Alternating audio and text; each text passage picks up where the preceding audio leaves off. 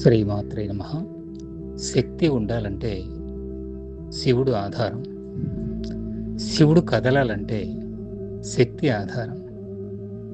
ఇద్దరు చెరిసగమే, ఇద్దరు కలిస్తేనే పరిపూర్ణం, అదే జగం.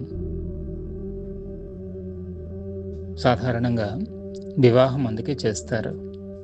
కానీ వివాహమైన దంపతులందరూ వాళ్ళు పూర్ణత్వం పొందడానికని ఆలోచించరు.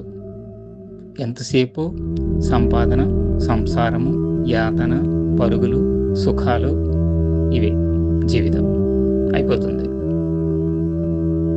అంతేకాని భార్యలో సగం భర్త, భర్తలో సగం భార్య, ఇద్దరు చెరి సగం కలిసి అర్ధనారీశ్వర స్వరూప అనుభూతి పొందాలి అనే భావన ఏ దంపతుల్లోనూ ఉండదు. అయితే అలాంటప్పుడు ఏం చేస్తాం?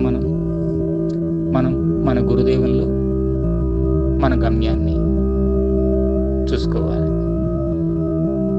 గురుదేవులే సర్వము గనుక గురుదేవుల తోడ్పాటులో మనం వెళ్ళి పూర్ణత్వాన్ని అందుకోవాలి. లేదా శాస్త్రం బోధించినట్లుగా భార్యలో భగవతిని ఆరాధించాలి భర్త, భర్తలో భగవంతుడిని ఆరాధించాలి భార్య.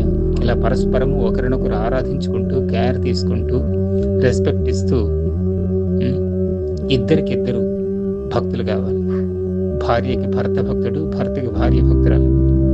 ఒకరికొకరు దైవంగా, ఒకరికొకరు భక్తులుగా సేవించుకుంటూ, ప్రేమిస్తూ, ఆరాధన చేస్తూ ఉంటే వాళ్ళిద్దరే పరిపూర్ణం అవుతారు. కానీ ఇలా ఉండడం దుర్లభం.